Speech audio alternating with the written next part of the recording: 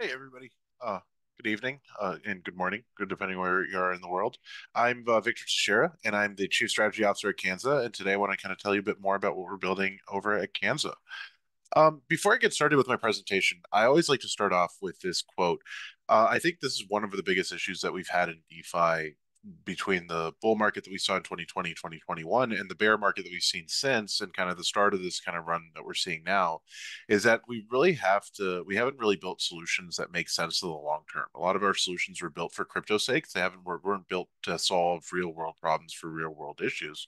And so this really became a motto internally at Canza of how do we build a real world problem for a real world issue, and what is that real world problem?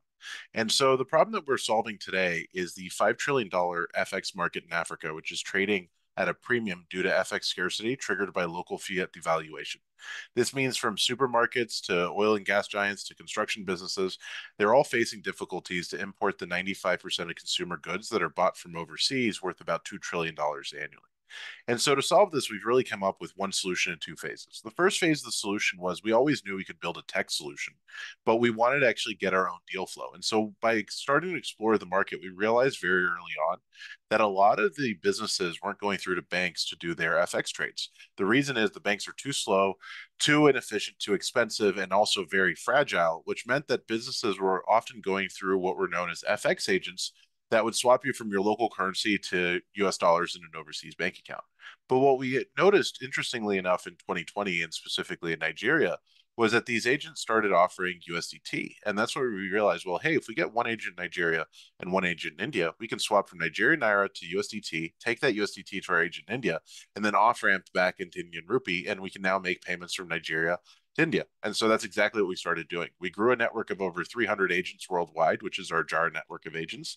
And with zero marketing and no UI, we've done over $65 million in gross transaction volume since we launched in February of 2022 with absolutely no induced growth, completely organic. And the businesses we've serviced were really anything from construction businesses buying concrete from Bangladesh to supermarkets buying their goods from Europe to pharmacies buying their medicine from India to even the Polo Club buying their livestock from Brazil and Argentina.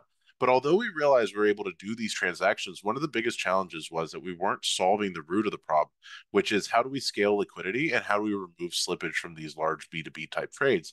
And that's where we decided to build our own DeFi protocol. Before I touch on the DeFi protocol, just to really give you a high level view on the demographics of why the African continent is so interesting, is with 1.1 billion people, an average age of 19, one in five of them being entrepreneurs, and near 50% internet penetration, this is the world's largest population of digital native business people ever.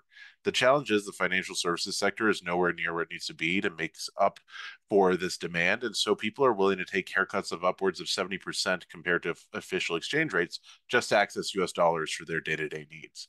On top of that, crypto trades at an average of a 10% premium, most centralized exchanges.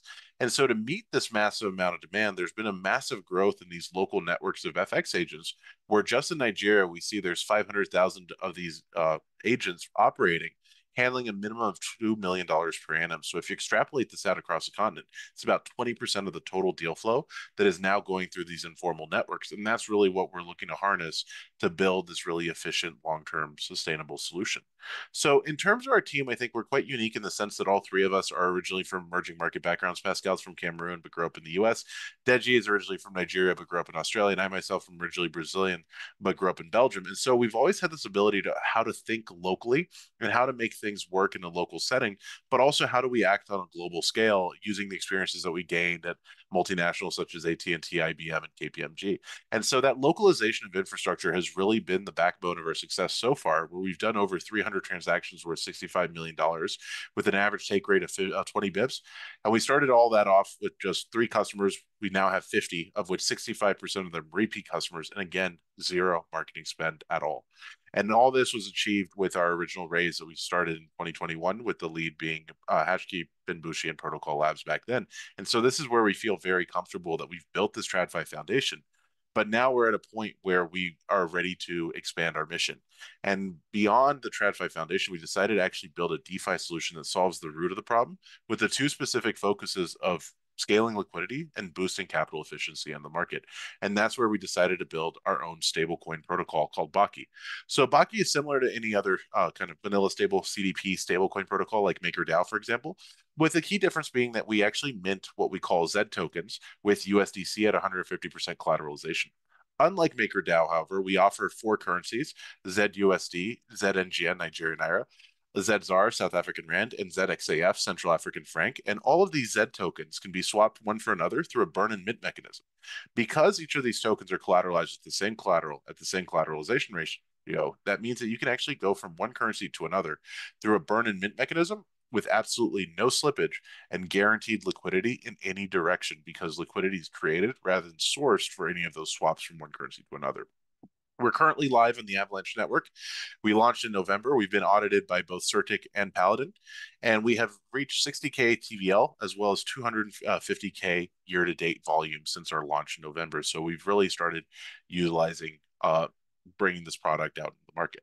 In terms of why this product makes sense in a market like Africa, to really contextualize this, just to go through an example of the client who actually helped us with the idea here, was a commodity trader who was told us one day that they don't do any trades between Cameroon and Nigeria unless the price spread is 40%. And the reason is when they buy their good in Cameroon, so say paddy rice, and they buy that for CFA and bring it across the border and sell it for Naira, on paper, they just made a 40% profit. The challenge is there's no direct liquidity from Nigerian Naira to Central African Franc CFA for anything greater than $50,000. And so what they have to do is they have to trade from Nigerian Naira to USD, and then from USD to CFA. By trading off the midpoint twice, they're incurring upwards of 30% slippage on that transaction. And so therefore, 40% profit only nets out to about 10. By using Baki instead, what they can do is they can sell their assets for ZNGN and swap from ZNGN to ZCFA all on chain for only 80 bips off the midpoint, only trading once off the midpoint. And that's really where we see this become a powerful tool to enable a lot of this RWA cross-border transactions. In terms of where we differentiate against others, is that fundamentally we believe the rest of the market is focused on the core payment element. And first and foremost, this doesn't mitigate the demand for FX. And secondly, it's a really a model where in the long run, the users are so incredibly fee sensitive that they're really always trying to cut costs, and you're going to have to keep up to cut costs with them. On the other hand, DeFi has been almost exclusively retail focused in Africa, which is a very strong narrative for independence and financial accessibility. But from a business standpoint, you have to capture a lot of users for a B2C play to make sense with lower GDP per capita, which leads you to miss out on the headline GDP growth, which has been driven by businesses. And this really leads us to this misunderstood business market where businesses are the ones that have the need and the knowledge to benefit from these advanced financial products. The challenge is they just don't have the on and off ramps run into their day-to-day operations.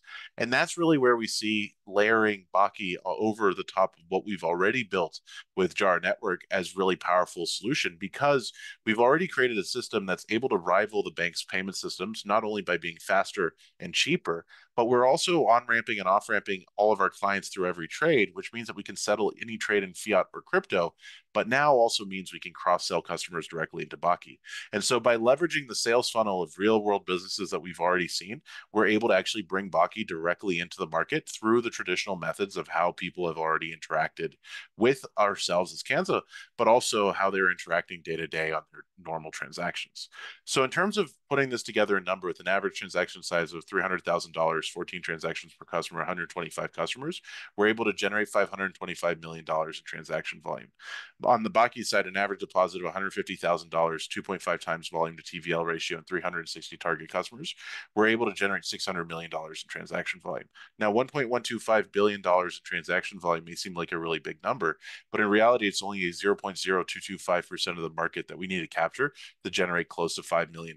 And that's really where we see an opportunity to take a small bite of the market today and really prove that this adds value and grow going forward, utilizing that traditional OTC as the sales channel to bring customers in organically. So in terms of market positioning, we fall in a very interesting position where today in the African market, we are really the only Web3 institutional player, where a lot of the focus is still skewed towards retail, specifically being on and off ramps. And a lot of the fintech ecosystem still has a skew towards retail, but depends heavily on legacy tech. And so this really leads us in a position where we're really the only ones sitting in this top right quadrant that have that anti-fragility built into the system to facilitate transactions, even during periods of high volatility and any period where there may be more systematic issues to the system where if you're not using Web3, you're not actually able to make those trades. I'll just touch briefly that we've just closed around, but we're definitely interested in anybody who's still interested in participating. We have a small allocation of tokens left at the end of this. In terms of our long-term roadmap, our goal is for us to become a full-scale Web3 investment bank in West Africa, where we're building DeFi products that allow businesses to hedge or benefit from the macro trends that they're exposed to, but also on the other hand, building a service side of the business that actually brings those products off chain and into the hands of businesses so that they actually get to use them rather than just expecting them to go through the DeFi on-ramp process by themselves. And so to do that, we've really focused on getting that deal flow first. We're now at a point where Baki is now live on the Avalanche network. We're scaling our liquidity now, and so we're looking for LP partners through that too. And then the next step is going to be to build more products in Baki because Baki is just the first step of bringing African currencies on chain. The next step is actually using this to build more products on top of it. So if you'd like to check us out, we are live at Baki.exchange. If you'd like to message me, that's my Telegram handle at the bottom, but also happy to answer any Q&A questions with the time that we have remaining. Thank you, Victor. Yeah, I don't think we have any more times remaining, but I really appreciate you for taking the time. If you have any questions, please send through the Q&A feature, and Victor can answer them via text here. And also, please don't hesitate to reach them. There's a couple of emails provided and Telegram as well, so feel free to ping them for any more questions.